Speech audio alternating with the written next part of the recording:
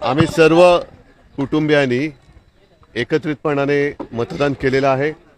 मी जिथे जिथे निवडणुका आहेत तिथल्या सर्व मतदारांना विनंती करेन की आपण आपला मतदानाचा अधिकार बजावा आणि या देशातली, राज्यातली, शहरातली लोकशाही जिवंत ठेवा।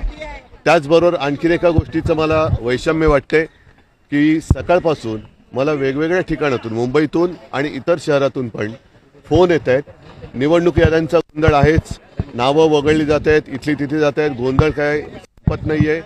शाईसुद्धा काही ठिकाणाची मला कळवण्यात आलं की वोटरची शाई घुसली जाते।